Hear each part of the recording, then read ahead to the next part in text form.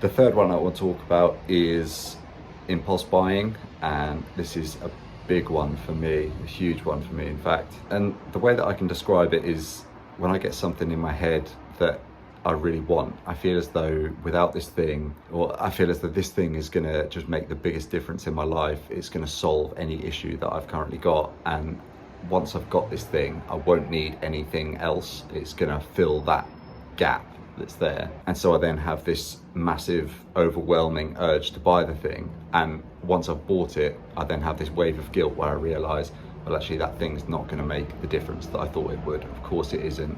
And now I'm just like 50 quid short. And the best way personally I've found to kind of stop this from happening, combat this slightly, is that I, generally speaking, now just carry a decent amount of cash in my wallet at all times, and I try and just pay for things with cash. And what that does is, I find when I'm using my card with contactless, it's just so effortless to keep tapping away, and they're like 2, 4, 6, 10 pounds, whatever it is, constantly really adds up. Whereas if I'm using cash, I physically see how much I'm spending at the time. So it's much easier to keep track of if I'm overspending. And also if there's something that I want to buy that maybe 30, 40, 50 quid that's going to make a bigger dent, I can see the cash there, and physically I'll have to hand over that money and I can see it going. Whereas when it's numbers on a screen, you just don't get the same kind of feedback from it, I guess. And number 4, the last one that I wanted to talk about in terms of the sort of subtle ways that ADHD can have an impact in your life is earworms.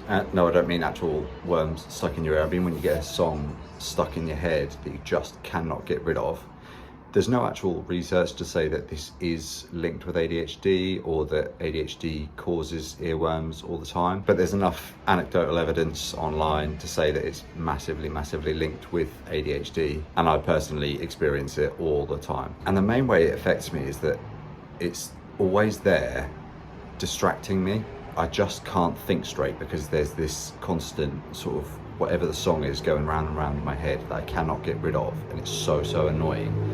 And I feel as though without that being there, I could be so much smarter, and it's just taken away from a lot of the kind of mental energy I have to be able to use because these lyrics are constantly going around in my head.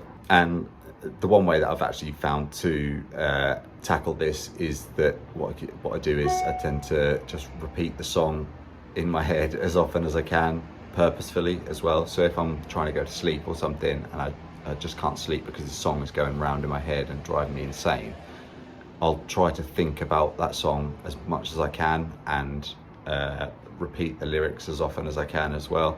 It's a bit like counterintuitive, you're like double bluffing your own head, but it really works.